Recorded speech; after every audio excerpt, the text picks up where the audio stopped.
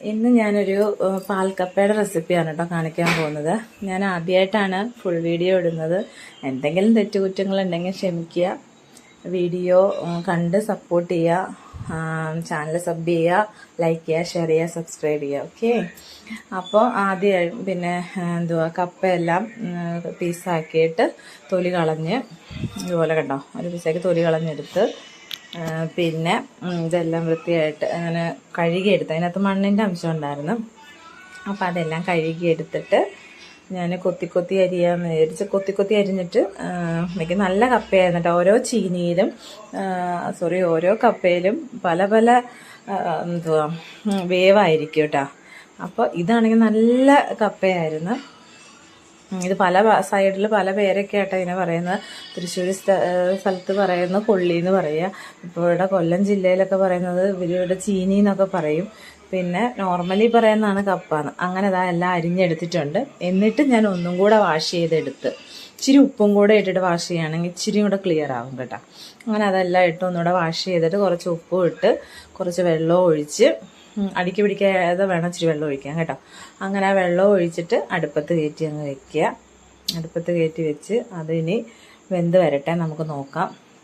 അങ്ങനെ കുറച്ചു നേരം കഴിഞ്ഞ് ഞാൻ നോക്കിയപ്പോൾ വേണ്ടേ ഇങ്ങനെ വെന്ത് ഇരിപ്പുണ്ട്. അത്യാവശ്യം വെന്തിട്ടുണ്ട് കേട്ടോ. കണ്ടോ, പതുക്കെ ഒന്ന് ഇളക്കി എടുക്കും. ഇങ്ങനെ മൺചട്ടി ആയതുകൊണ്ട് അടി പിടിക്കാൻ ചാൻസ് ഉണ്ട്. അപ്പോൾ വെള്ളം കുറവാണെങ്കിൽ ഒരു ഇച്ചിരിയും കൂടെ വെള്ളം ഒഴിച്ചു കൊടുക്കുക. അത് കഴിഞ്ഞിട്ട് ഇതൊന്ന് വെന്തിരിക്കുകയാണ്. അപ്പം നമുക്ക് അടുത്തത് കൊച്ചുള്ളിയും പച്ചമുളകും കുറച്ച് കാന്താരി ഉണ്ടായിരുന്നു, അതും മൂന്നും കൂടെ ജസ്റ്റ് ഒന്ന് ക്രഷ് ചെയ്തെടുത്തുകൊണ്ട് വരാം. ഇത് ക്രഷ് ചെയ്ത് ഞാനവിടെ മാറ്റി വെച്ചിട്ടുണ്ട്. അപ്പോഴത്തേനും ഒന്നും കൂടെ ഉടച്ചിട്ട് നമുക്ക് ഈ ക്രഷ് ചെയ്തത് അതിനകത്തോട്ടങ്ങ് ഇട്ട് കൊടുക്കണം കേട്ടോ. ഇങ്ങനെ ഇട്ട് കൊടുത്തിട്ട് നന്നായിട്ടൊന്ന് മിക്സ് ചെയ്ത് കൊടുക്കണം. എന്നിട്ട് രണ്ടാം പാൽ ഒഴിക്കണം. തേങ്ങാപ്പാലിൻ്റെ രണ്ടാം പാൽ ഒഴിച്ച് ഒന്നും കൂടെ മിക്സ് ചെയ്തിട്ട് അപ്പോൾ ഈ പച്ചമണമൊക്കെ അങ്ങ് പോയി കഴിഞ്ഞ് ഒന്ന് ജസ്റ്റ് ഒരു 5 മിനിറ്റ് വേണ്ട.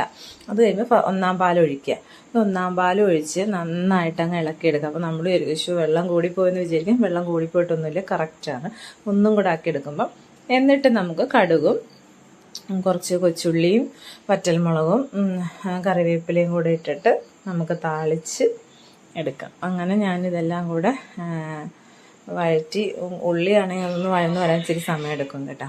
അങ്ങനെ ഇതെല്ലാം വഴന്ന് അതിനകത്തോട്ട് ഇട്ട് ഞങ്ങൾ കഴിച്ച് സൂപ്പറായിരുന്നു കേട്ടോ. ഒന്നും പറയാനില്ല, സൂപ്പർ ടേസ്റ്റായിരുന്നു. അപ്പോൾ ഒരു 5 മിനിറ്റ് ഞങ്ങൾ വെച്ചിരുന്നു കേട്ടോ. അങ്ങനെ ഉള്ളിയെല്ലാം അങ്ങനെ പൊട്ടിച്ചിട്ടിട്ടേ കുറച്ച് നേരം ഒന്ന് വെച്ചിട്ടുണ്ടായിരുന്നു. കാണുമ്പോൾ തന്നെ വായി വെള്ളം വരും. ഇതാരെങ്കിലും കണ്ട് കൊതി വിടരുത് കേട്ടോ. എന്നിട്ട് ഞങ്ങൾ ഒന്നും കൂടെ ഇളക്കിയെടുത്തപ്പോൾ കറക്റ്റ് പാകമായില്ലേ. എന്നിട്ട് ഞങ്ങളിനി പ്ലേറ്റിലോട്ടിട്ടൊരു പിടി പിടിക്കാൻ പോവാണേ. അങ്ങനെ പാൽക്കപ്പ ഇട്ടപ്പോൾ ആണെങ്കിൽ സൈഡിലോട്ട് കുറച്ചങ്ങ് പോയി. പിന്നെ അത് ഞാനെടുത്ത് മാറ്റി കേട്ടോ. അങ്ങനെ പാൽക്കപ്പ ഇട്ട് നല്ല മത്തിക്കറി, മുളകിട്ട് മത്തിക്കറി. വായി വെള്ളം വന്നിട്ട് പറയാൻ വയ്യ.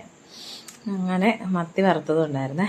മത്തി വറുത്തതും പാൽക്കപ്പയും കൂടെ അന്നത്തെ രാത്രി, പിന്നെ കട്ടൻ ചായ ഉണ്ടായിരുന്നേ. ഇതെല്ലാം കൂടെ ഒരു പിടി അങ്ങ് പിടിച്ച് കണ്ടോ. ഇങ്ങനെ എടുത്ത് കഴിച്ച് എൻ്റെ അമ്മ ഒരു രക്ഷയില്ല. ഭയങ്കര ടേസ്റ്റായിരുന്നു, എനിക്ക് പറയാൻ വയ്യ. അപ്പോൾ എല്ലാവർക്കും ഇഷ്ടപ്പെട്ടെങ്കിൽ ചാനൽ സബ്സ്ക്രൈബ് ചെയ്യുക.